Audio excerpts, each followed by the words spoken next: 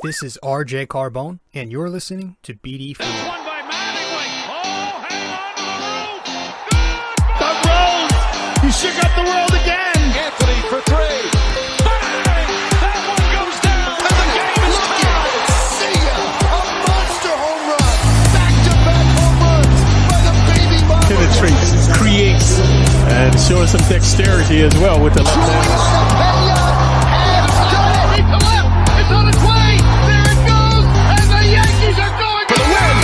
Oh! It's good! Off the window! Oh, Jimmy Barrett! Unbelievable. The first punch he threw. Houston ducks under. Got it! With 8 tenths left. It's time! Yankees win. Yankees win.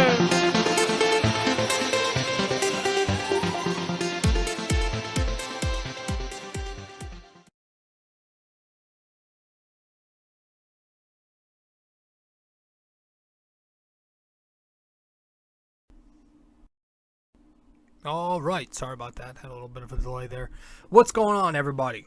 I'm your host, RJ Carbone, and you are listening to episode 380 of BD4. Now, really quickly, gonna let you know this episode. We had obviously, as you could tell by the title, we're having a guest on the show. Actually, we just finished the interview with him, our conversation rather. I had Leo back on the show. Leo's been on the show a number of times. He's from Say No More podcast, has his own show where he talks really about anything, sports, life, TV and movies, entertainment, stuff like that, anything. But tonight, Leo and I talked about the most recent UFC pay-per-view. We went and recapped and gave our opinions on 275, which took place this past Saturday. As I am recording, it's Monday, June 13th. As you are listening to this, it's probably Tuesday, June 14th. So Leo joined us just a couple of minutes ago. We finished our conversation. We talked about it. UFC 275. Ran through it. Discussed really the final 3 fights on the main card. Because I was busy for the prelims and didn't get to see much of the first 2 fights. But we ran through the last 3 fights on the main card, and we had a good conversation about it, man. We talked about the Joanna fight, talked about what's next for Zhang Weili, and talked about Joanna's legacy. We went over the Valentina versus Santos fight. Talked about maybe Valentina has some holes in her game now. Talked about what's next for Valentina. Talked about the toughness of Santos. We went over the main event, of course, which was following the co-main, which was Glover Teixeira and Yuri. And that was a war. Now, Leo says he saw the fight when he got home. I guess he watched the recap or something. But I saw the fight live, and because he was here on the phone when it was live, so I guess he caught the recap after. But it was a hell of a fight, heck of a main event. Probably one of the better light heavyweight title bouts you're gonna see. And that's not an exaggeration. It was absolute chaos, just 2 sluggers slugging. The jiu-jitsu was great. Yuri being able to escape some of those locks. Glover Teixeira being able to last that long at 42, and unfortunately ran out of gas there in the final 30 seconds. But talked about that, talk about what's ahead for the UFC. So we're gonna get right into it. First, we'll head to break. We'll get to our NYY-NYK-MMA question of the day, and then we'll get right into the episode. So, hope you guys enjoy Leo and I's conversation. But first, let's get to break, and then we'll get to our trivia to start things off. Hey guys, so I've noticed that only a small portion of you who watch BD4 on YouTube are actually subscribed. So if you do enjoy this podcast, and maybe you want to be notified when new episodes release, I'd consider subscribing and also hitting that notification bell. This way we can help the channel grow, and you won't miss a single episode of BD4. Alright, let's get back to it.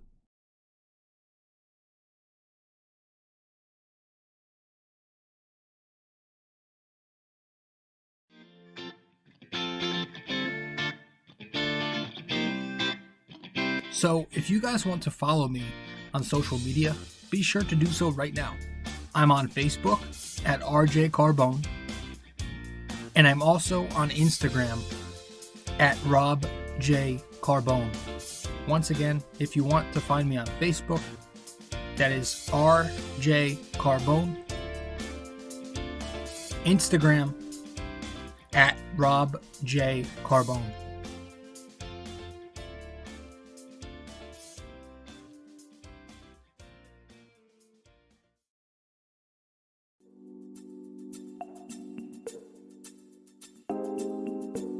So BD4 is on so many platforms to listen to.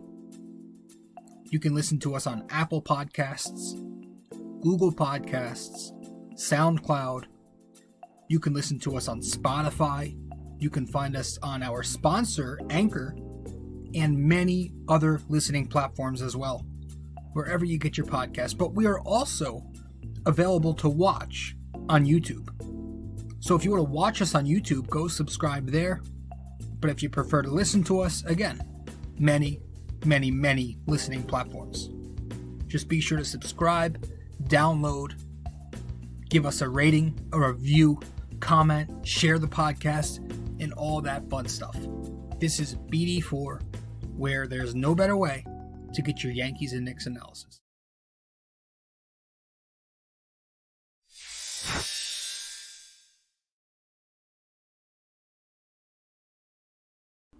Welcome back to the show. You are listening to episode 380 of BD4, where there's no better way to get your Yankees and Knicks analysis. We also do MMA now too. Yanks every series, Knicks every game, MMA on weekends. This episode, MMA Saturday, doing UFC 275 recap with Leo Rodriguez. Leo came on the show and did a quick interview with us for about 30-something minutes. And we're going to get to that as soon as we start this episode off with our NYY-NYK-MMA question of the day. It's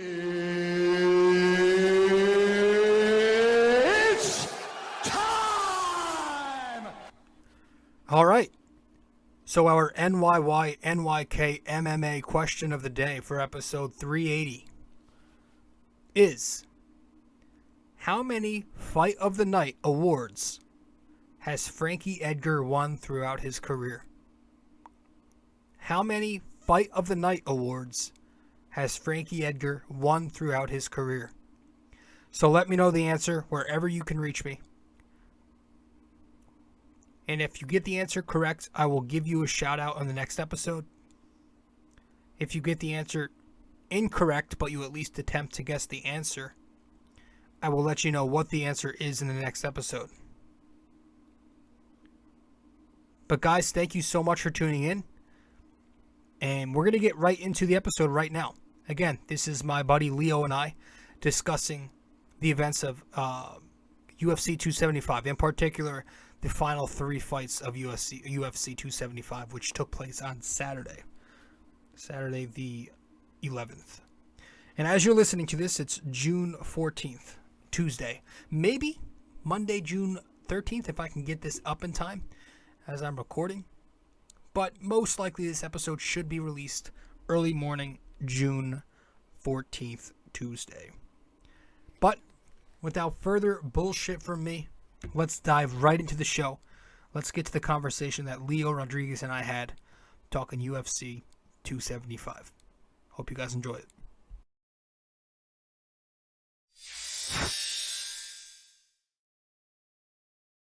Yo. What's up, dude? What up? What up, bro? How's it going? What up, bro? Everything good? Yeah, man. I'm excited. Where you at? I'm at my house, my room. Oh, in your room, huh? Yeah, studio doesn't have good internet, so I gotta work Oh, on yeah? it. Yeah, I Well, gotta that's not good. No, it's not good at all. Are No, you watching this game? I always miss the first quarter. Yeah. Yeah. I'm That's watching it. that's like a superstition I got. Okay. Well, it's a good thing you're not. Oh well, now I really don't want to watch the game now. Yeah, well, it's all right. I just saw the score. Yeah, she saw the score. Yeah, I had a feeling they were gonna lose. I told you, dude. After they lost Game 4, that was it. I said the Warriors are gonna win the series, and It's they're the gonna win. first quarter, though. Come on. It's 28-4, 28 to was it 24-8? That's steep. They're home too, man. Golden State is. Shit's over, dude. It's going to 6. Like either it's going to 6 or it's going to 7, and they'll lose in San Francisco. Like there's no way. Mhm. I think the Celtics blew it after Game 4 because like they had the lead at Game 4, and then they blew it. Yeah. Like granted, Steph had an incredible game, but Right. again, you're the best defense, quote unquote, in the league, and you allow one player to have 42 points and literally smoke you. And they haven't held the Warriors to 90 points. I think they only held them to one game at 90 points. The rest have been all 100. So it's like, That's difficult to do. Yeah. yeah, so can't be the best defense if you can't hold the other team. So I figured we only go about 30 minutes. I don't have too much time, so if that's all right with you. That's fine by me. You just Finish. gotta let me know when is the time limit you want, and then we just go. Yeah, we'll finish up around 10, a little earlier, maybe. All right, that's fine. All right. All right, bro. So, like, I mean, obviously, you were on the phone, so I don't know if you went back and watched those final 2 fights. They were really good. Well, I saw the co-main event with you, but I missed the main Dude, event. the main event was electric. Yeah. Oh, but I want to start because we were watching the Joanna fight. I guess we'll start there because you saw that one. Yes. That was good, man. Obviously, Zhang Weili defeats her with a round 2 TKO or KO spinning back fist. What do you think about that fight? Joanna's coming off 2 years layoff. She's almost 35 years old. Coming in excellent shape. But what are your overall thoughts on that fight? Because I thought it was an exciting fight. Well, I'll be sincere with you. I think I thought it was going to be a decent fight because the first one was so classic, right? Like the first one was a classic. It was an epic one. Like literally, Joanna literally had to wait 2 years to fight again. Yeah. She had severe head trauma and severe head injuries, dealing with that, and also the fact that she's getting older and she dealt with a lot. I'm following her in her career. I mean, I'm a big fan of hers. Yeah. Seeing her career has done. I was kind of surprised seeing her going to fight this one.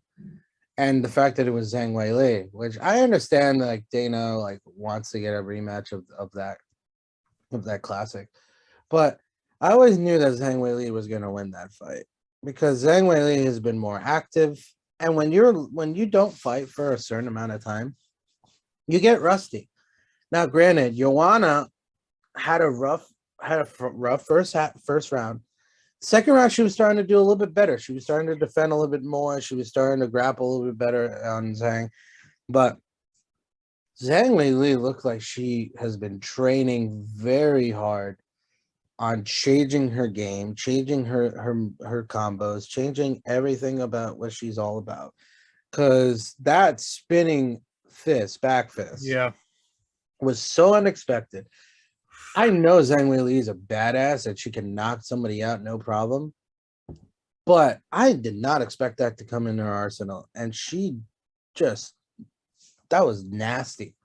That was absolutely nasty, and it was awesome to watch that because I was just like, wow, that was nasty, and that probably will be knockout of the year in my opinion. Right? Yeah, I mean she's very dangerous, Weili. I mean she's a much improved fighter now. I know she's struggled twice against Rose, but she's legit in that weight class, and she definitely matured as a fighter this time around. She looked so much better and just under control and much more composed. But yeah, it was a hell of a fight for her. I think Joanna tried to switch up the strategy this time around, being that it went from a 5 to a 3-round fight. Maybe she got a little bit, lit up with that strategy. But yeah, I just, it's like you said, it was kind of expected to see Wei Li win. 2 years is a long time. And again, Joanna's 35 soon. But yeah, she retires after the fight. And I mean, she leaves behind an excellent legacy.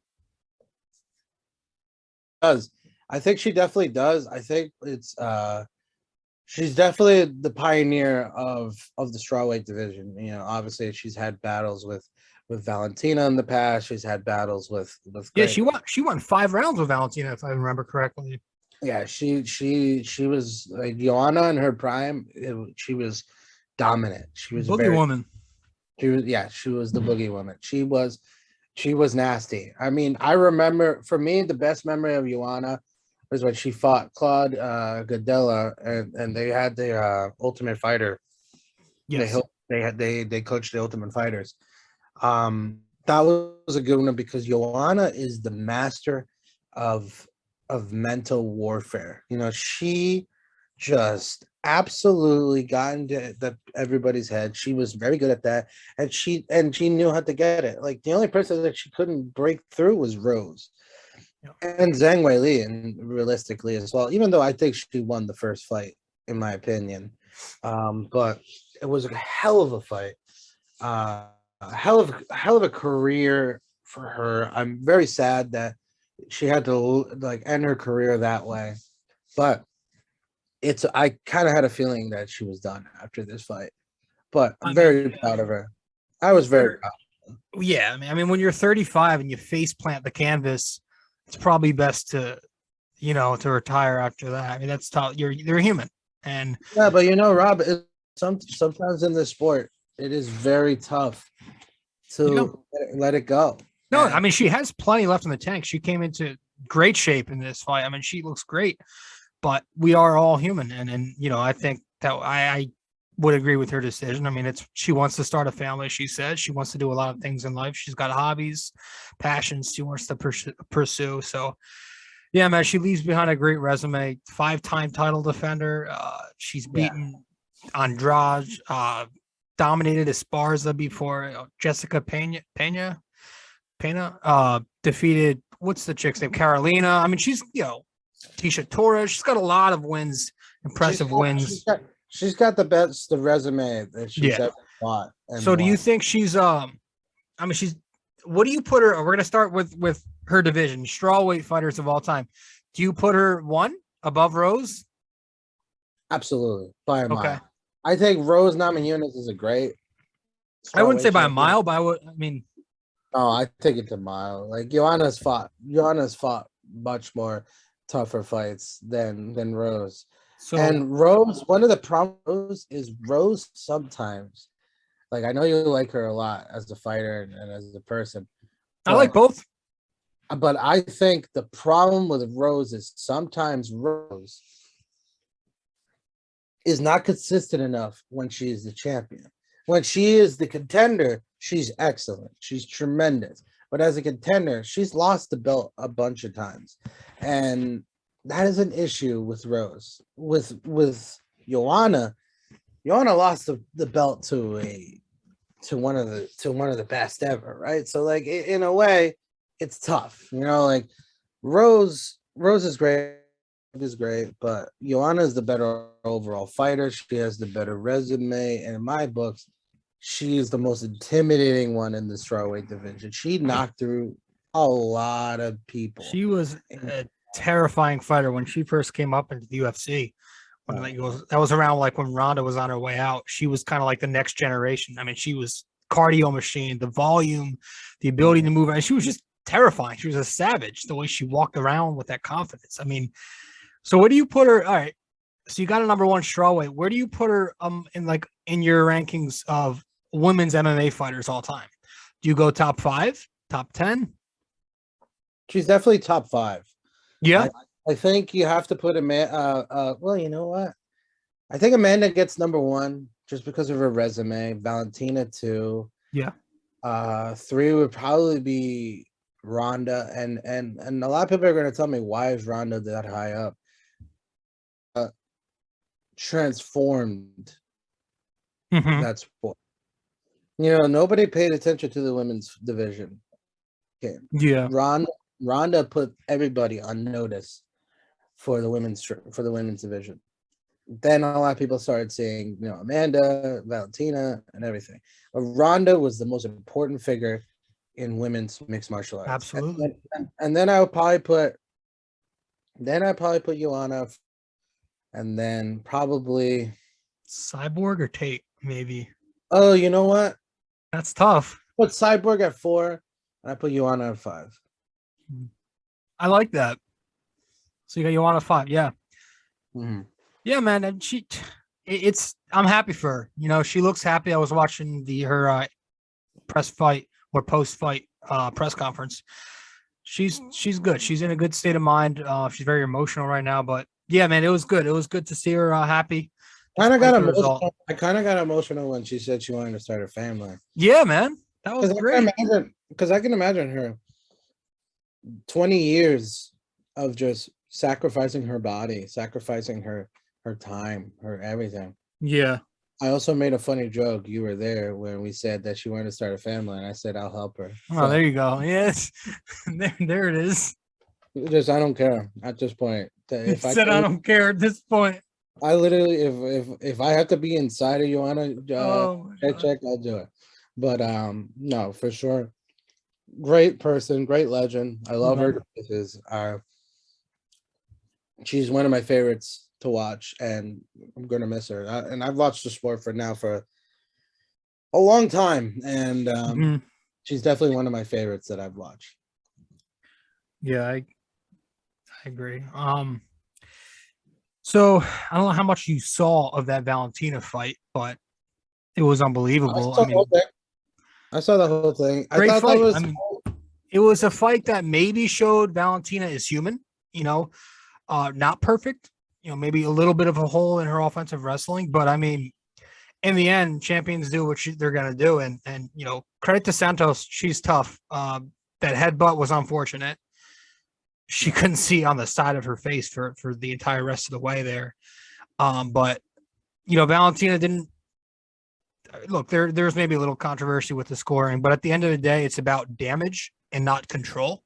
And I think Santos had her on the ground a lot. She had some control, but she didn't do damage from those positions. And Valentina outstruck her on their feet, and Valentina was able to get those punches in from up underneath, even when Santos had her back. So it was a really good fight, but I definitely agree that Valentina took the decision. Given that this is the rules we go by now. I think what happened, Rob, is that it's the first time ever that that somebody actually wasn't afraid of Valentina. I think this is the first time ever that somebody was not afraid to fight Valentina Shevchenko. I think she just brings a lot of intimidation because of what she is. She's literally the most dominant women's fighter right now in the game, and especially in her division. And Valentina is literally now at this point where she's got to wait for new challengers. And now these new challengers got to realize, all right, yes, she's intimidating, but Santos was the first one, I think, that realized, you know what? I think I can beat her. She's human. And it kind of showed, I don't want to say that she's got a weakness, because I believe Valentina has a weakness. I think she's literally the perfect fighter.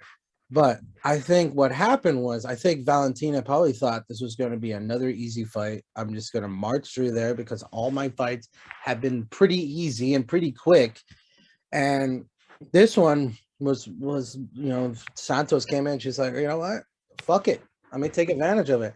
And in my opinion, it was severely close. I think I wouldn't be mad if they gave it to Santos. But, no, it was the first two rounds. You definitely went to Santos, in my opinion. Really, the round 3 was, in my opinion, the swing round.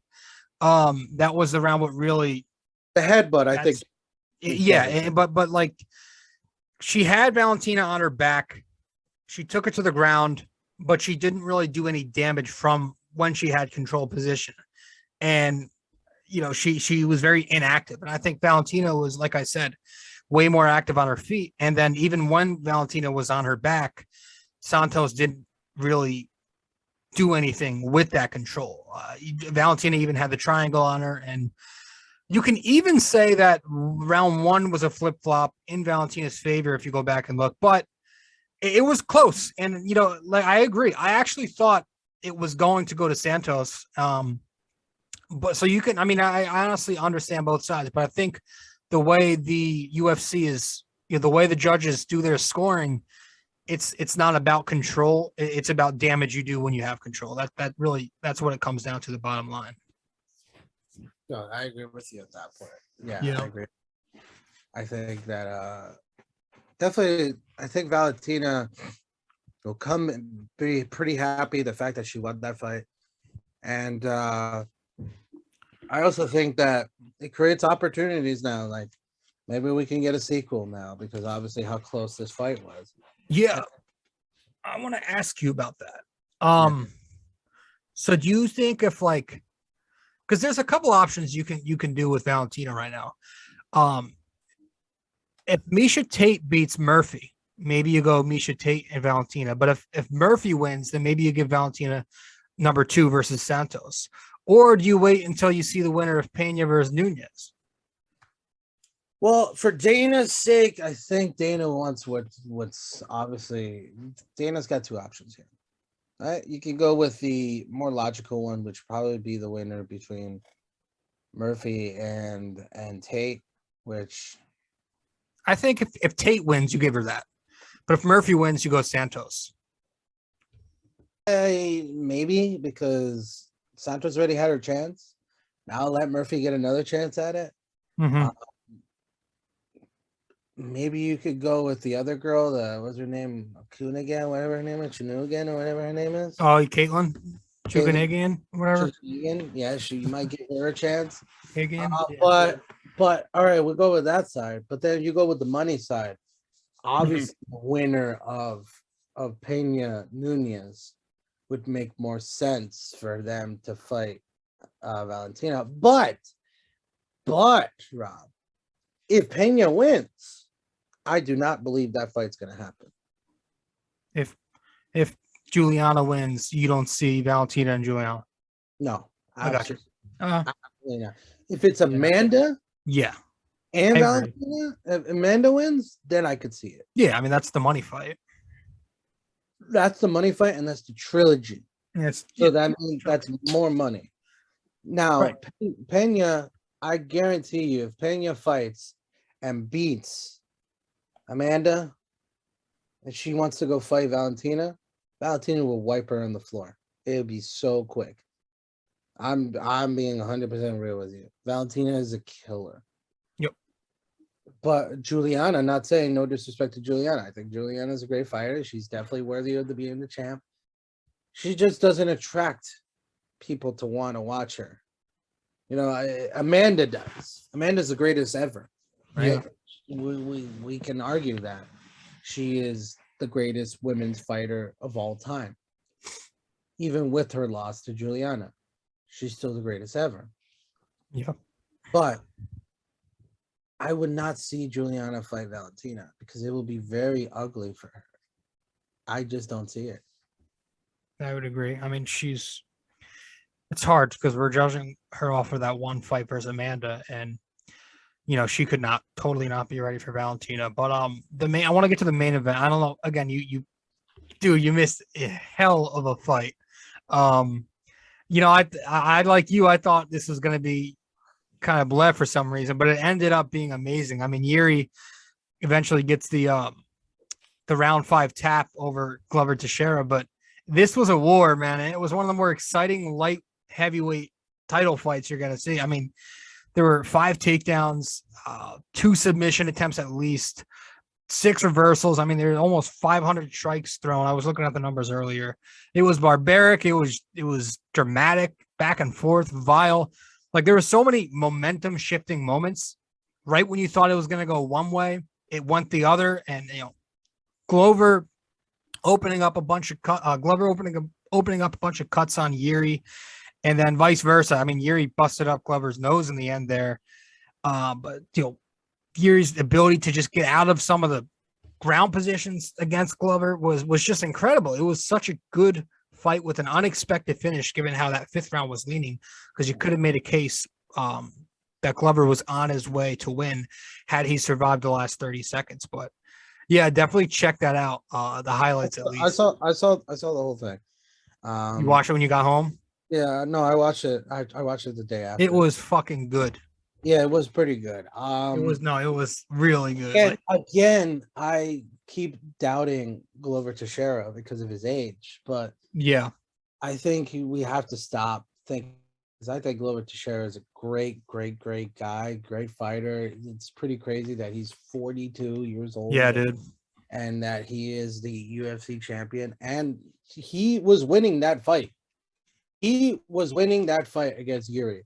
Like Yuri Prochazka was losing that fight. He was losing that fight until he did the submission. The submission saved him. It saved him, because if you tell me Glover was going to win the belt, and actually I saw the scorecard, and everybody was going with Glover Teixeira. Yeah, I think 2 had Glover Teixeira, and the 1 had even. So yeah. And if you watch the 5th round, was definitely Glover Teixeira's round. No, for sure. I think the whole fight was. I think he won each round pretty fairly, and granted, it was a close fight, and Yuri was losing, and you could tell like Yuri was getting frustrated because he probably thought it was going to be a walk in the park because it's some old man. But yeah, I mean, everybody expected a blowout. I expected it to be pretty bad because I thought Glover is a great champion, but he beat Jan pretty easy because Jan's just, Jan's first up pretty old. And also the fact of the matter is Jan isn't as fast as per se Yuri Prochazka. Yeah. But what's his face? That doesn't matter. Age doesn't matter. It's all about the experience. And Glover has so much experience, and he's just a great fighter. Do you think Jan gets Yuri now, or do you think it's going to be they're going to run it back between Glover and Yuri? I think it has to be Jan and Yuri. I think that's the more attractive fight because Poland versus Czech Republic, they could easily take that to like Prague or somewhere in Eastern Europe, and that would sell like a heartbeat. Yeah. Obviously, Czech Republic and Poland are pretty nearby, so it would make perfect sense, and Eastern Europe would go crazy about this fight. So knowing Dana, if I was him, I'd try to do it in Prague, somewhere nearby there, and get that fight going, and that would probably be the next fight. I mean, Glover will probably need to recuperate after that, get it together. He probably has to start thinking about his career a little bit because he's 42 years old. Yeah. There's not much left fights for him at this point. Maybe he can wait for the winner of that. I got a question for you. I think Jan definitely deserves a title shot right now. Yeah, I do have a question though. Yeah. So with Yuri's win, if Izzy defeats Cannonier, do you see Izzy going back up and taking on Yuri? No, he does not want no part of Yuri Prochazka. But Izzy on his feet is unstoppable. Yeah, but no. No. Izzy's turn to get into light heavyweight, I think, is over. I think it's done. I don't think he wants a piece of Yuri Prochazka. Yeah, if I were him, I would stay down there at middleweight too. Yuri Prochazka is a samurai. He's a straight savage. Granted, Israel Adesanya is a fucking animal, and he's the best striker, one of the best strikers in MLS. Wow, and UFC. No question about it. But the problem is, man, Yuri Prochazka is another animal, man. That's a different beast. Different weight class. A different weight class. You saw how tough Izzy tried to get. He completely neutralized him. Yeah, it was tough for him. Yeah. So in my book, I think if I'm on Asanya, I stay there to dominate the middleweight. Listen, you got a monster possibly coming in that division. You're gonna possibly get now the what's his face? Shimaev even trying to fight in the middle. Yes. I want to talk about, before we wrap it up really briefly, upcoming the next pay-per-view, UFC 276, where it's got Izzy and Cannonier, it's got Volkanovski and Holloway trilogy, it's got Strickland. We talked about this a little bit last time. That's a good point. Murphy and Tate are fighting on that card, and you got Pedro and Sean O'Malley. I mean, I'm excited for that. That's a loaded card. That's a loaded card. That's a very loaded card. So, what do you think? I mean, do you think if you want to make some predictions on the main event, the co-main event, let's hear it if you got any. Well, I think between Munoz and O'Malley, I think. Okay, we'll start there. We'll work our way up. O'Malley. That's a big test for Sean O'Malley. I mean, that's a really big test. Munoz is a very good fighter, but I think Sean will win, but I don't think it'll be that easy. And then Murphy and Tate. I love Cupcake. I love her with all my heart. Yeah, man. But I do not see her beating Murphy. I don't see it. Murphy's big and strong. I don't see it. I just don't see it. And I love Misha. She's the greatest. I love her. Love her sexiness. But I was waiting for something, man. I was waiting for something to come. She's gonna get her butt kicked. We're hinting at it. I think Murphy's gonna win that fight. Okay. And well, we got Strickland and Alex Pereira. I think Sean will win that fight. Yeah, Sean's a savage. Sean's very good, and he's hot right now. So I think you have to go with Sean Strickland in that one. And then what about the fight? This could be the fight of the night. I mean, the co-main event. Yeah, this is unfinished business. You know, obviously, Volkanovski won both fights very controversially, I think, because obviously certain people believe that that Holloway won both fights.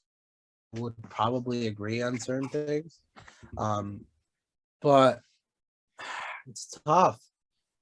Volk has not looked weak. No. Volk's looked pretty damn strong, and it's a big test because Volkanovski. There's no chink in that armor, you know. There's no nothing like that. There's nothing in that. There's nothing that you can see that says, okay, like, all right, maybe if you do this, Volk and stuff. Like the toughest fight Volk had to fight was against Ortega recently, and he mauled Ortega. Dude, he escaped so many headlocks. That one in the later rounds. Gee. Yeah. And that just tells you the kind of fighter he is. And he's so tough. He's so tough, and he's on another level with his arsenal. He's just a very strong fighter. Now, granted, also, Max Holloway is one of the best to do it. Oh, he's a beast. And that monster, he's got amazing power for his hands. If he can be able to get one hit, one good hit on Volk, it'd be interesting. But Volk's got a chin. He's got a chin from hell. Those Australians, man, they're fucking crazy. Max is 3 years younger, so yeah, but could that come doesn't into matter. play. And I feel like it's clearly age doesn't matter, though, bro. Yeah, I know, but I mean it has been a bit since Max fought, right? I feel like it's been a little bit. Yeah, because he obviously had the setback. Yeah, I believe it's been a year. Yeah. I'm excited for it. All right, man. And then your final prediction here on the main event with Izzy and Cannonier. Do I need to put a prediction? Yeah, I mean, I was just we'll run through Izzy. Yeah, it's just put all your money on Israel on the pound. Yeah, he's the best. He's in the discussion for pound best fighter in UFC. I think a lot of people need to stop disrespecting this man. I think that this guy is up there. as one of the best middleweights to do it. I think he's in that level of Silva Anderson. level. He's getting there. I mean, Yeah. he's just dominated that division. It's like so easy, and he's fighting guys that are not bad fighters. I mean, he won both fights against Robert Whittaker. He's won against Vittori. He literally made Vittori his bitch. He literally embarrassed Paulo Costa, who's not really a middleweight. He's a light heavyweight, and he still embarrassed him. Sexually harassed him. Dude, he sexually harassed him in pay-per-view. You're paid to watch him harass a dude. It is literally, this guy's on another level. He's incredible. He's so entertaining. He's great. I love him. I literally will love listening to him. I feel like he'd be the chillest dude to hang out with. Like, he'd be like the nicest guy to hang out with, but he sheds out so much knowledge, and he's just a master fighter. He's a very good fighter, and I don't see anyone in that division right now that can beat that guy. No one. He's a freak of nature, man. Cannonier is a good fighter. Don't get me wrong. He definitely deserves his chance. But he's just going to be another victim in the Israel Adesanya tornado. It's over. I think this guy's just going to keep fighting guys and just keep fighting for the hell of it because he's so fucking entertaining. Love it. All right, man. I appreciate you coming on the show. We're going to wrap it up here. Thanks, dude. Do you have anything to shout out, like your podcast, Say No More podcast? Go ahead and do so. And I know you got your podcast production agency going too. So let everybody know where to find you. Well, first off, to make an announcement real quick, obviously, Rob's just said it. I have a studio production company now. Obviously, Rob's BD4 podcast is in the studio productions, which I'm very proud to have. I'm very excited to have him on board. And yeah, please, guys, give a follow up. We're going to have so many episodes on, and not only just podcasts, we're going to have movies. Yeah, talk about the movie you got coming up, man. Well, just to give it a brief summary, yeah, I'm releasing another movie. I already released one earlier this year. I'm going to do another one. It'll hopefully be out by November 4th. That's the aiming goal, target date that we want for this film. We already started filming. It's called The Bat. It's great. I'm so excited because it's finally going to be in this production. This is going to be in Studio 69 Productions. It's official. I'm very excited. This is the first film that will come out. And obviously, I'm also going to be releasing another album as well. I'm going to release Molly 2, which I'm currently working on right now as we speak. And I'll be glad to say that it's officially almost done. So awesome. I'm hoping to be releasing this stuff June 23rd. June 23rd. Save the date. Save the date, guys, because it's only on Anchor. So very excited. All right, man. Thank you. I appreciate you coming on the show, dude. Dude, I appreciate you having me on, man. Thank you, man. All right, man.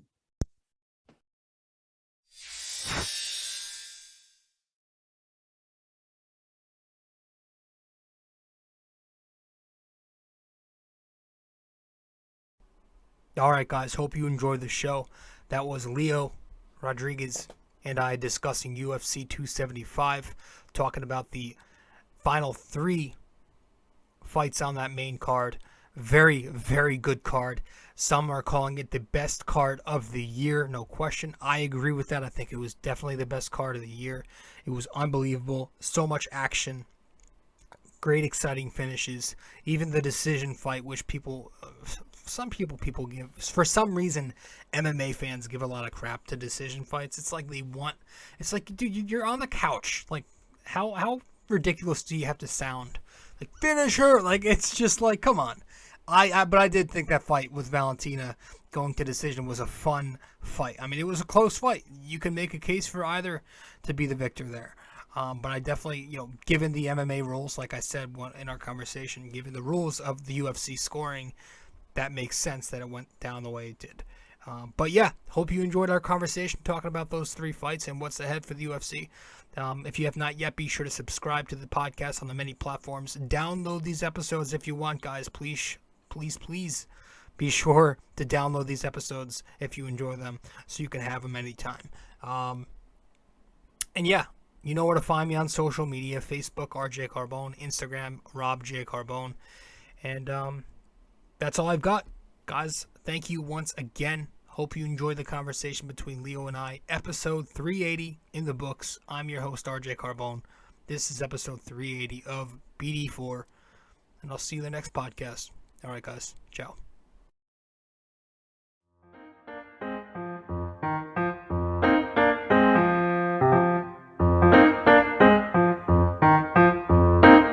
This podcast is brought to you by Anchor.